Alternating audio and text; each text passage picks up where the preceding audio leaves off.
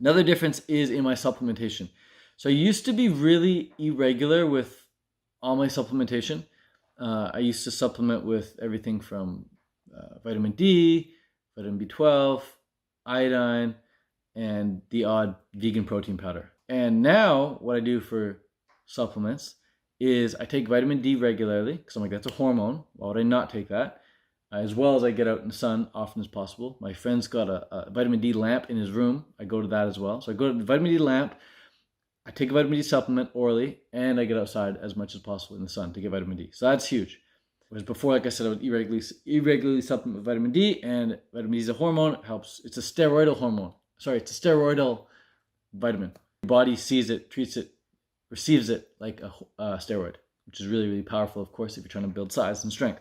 So vitamin D regularly. I also take vitamin B12 regularly. I take it every single day now. I used to not. I now take it every day.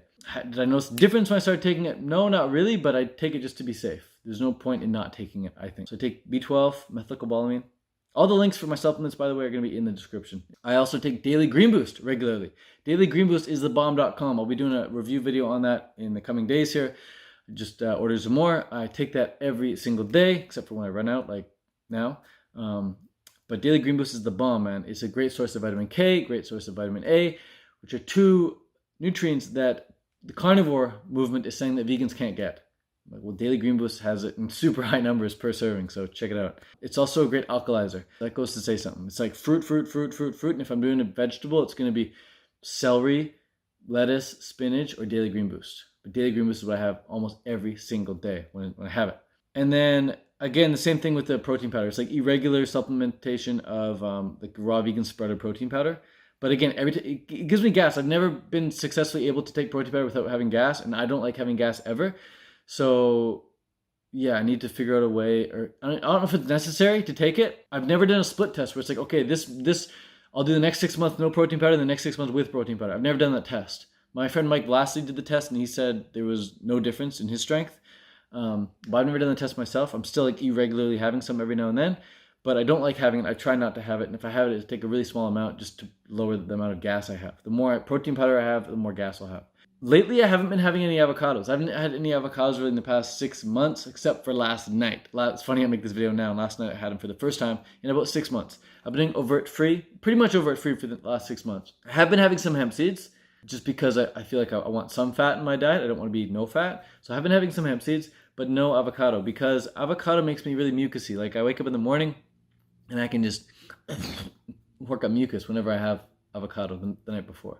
And I don't really like nut butters too much because I don't like they've been ground up, they've been sitting there for a while and they don't feel fresh. I'd rather like buy some nuts and juice them and make nut milk out of them, or blend them up with water and make nut milk, which I do every now and then, but not consistently.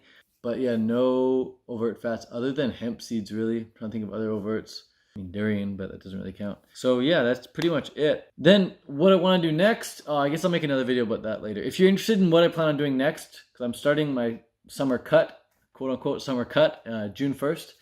So I'll be lowering my calories ever so slightly, just so I can, lose the excess fat I have on now. I'll make another video about what I plan on doing next, because this video is already way too long. I mean, the thing that's going to interfere with your muscle building gains the most, I think, is not being consistent. And I've been really consistent for the past, it's hard to say. I wish I knew. I want to say 6 months, but I could be off by a few months. When I went to Miami, I already had some good size and strength on me. And Miami was, I think, like February something. So I want to say six. Yeah, I was really getting into it. I'd say 6 months, about since January. And it's pretty much June now. So past 6 months, really consistent with all this, and it's really helped out. In January, I finished up a water fast, and before that, I was just like, had I been lifting? Yeah, I'd been lifting, but really inconsistent. So after a water fast, I mean, you're pretty much like at baseline. Like, for me, for a 7-day water fast, I didn't really have too much strength left in me, too much size on at all. I've been really consistent ever since that water fast. So I think that may have helped as well. Who knows? I gave myself a really clean start. Doing a 7-day water fast, and after that, just going really hard on the gym every other day and really consistent with all my physique training. Yeah, not recommending a water fast necessarily, but I'm just saying that I did a water fast in December, came out of it early January, and been consistent with all this stuff ever since. This coming winter, I'll probably do another water fast. Maybe just, I do the same amount of days, 7 days again. Who knows, I might be too attached to my gains and then may only want to do like a 5-day or maybe like a 3 or 4 day. I don't know, but we'll see. I think a water fast yearly can be really cool. I had a really, really good experience last year doing it, or this past January.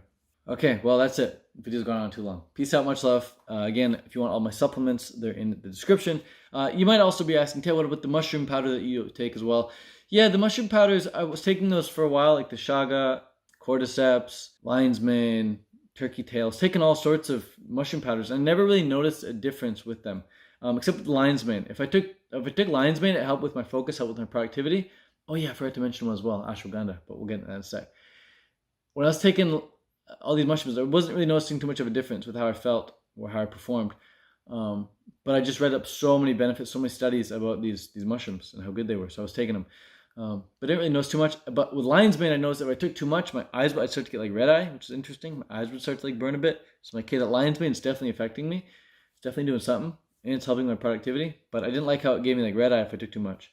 So I stopped taking all the mushrooms altogether. I started taking ashwagandha about maybe a week and a half, 2 weeks ago, as of this video here. And that's been great. Ashwagandha is amazing. I think it's really, really cool. Apparently it boosts testosterone.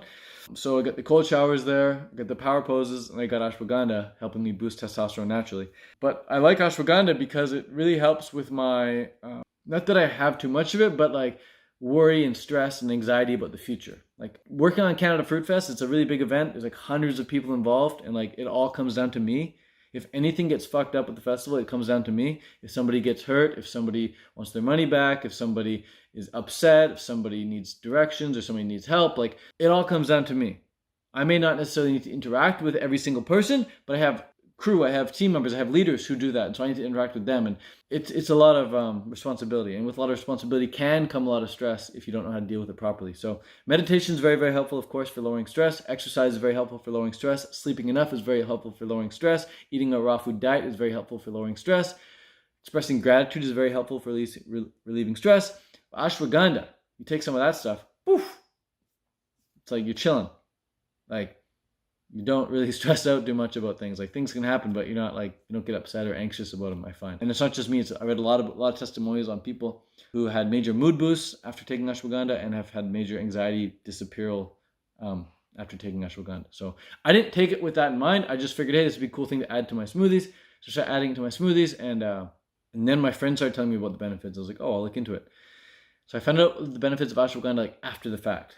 And so it definitely wasn't placebo, because I was already noticing, well, I'm getting cool benefits from this. Then I looked into it and I was like, wow, that's awesome. So ashwagandha is like my favorite quote unquote supplement of choice. It's a food. It's a root that's ground up into a powder.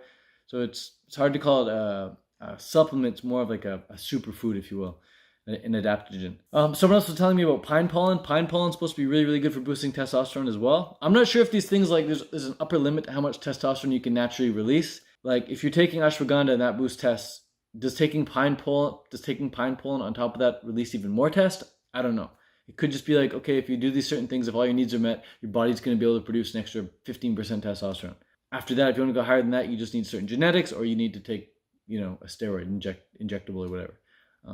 Yeah, so I don't know, but I'm down to try some pine pollen. Don't know how they collect it really. I should look into that, but it's supposed to be like the #1 test boosting food out there. So I'll make sure to make more vids in the coming days here about my favorite exercises, and as well what I plan on doing in the future.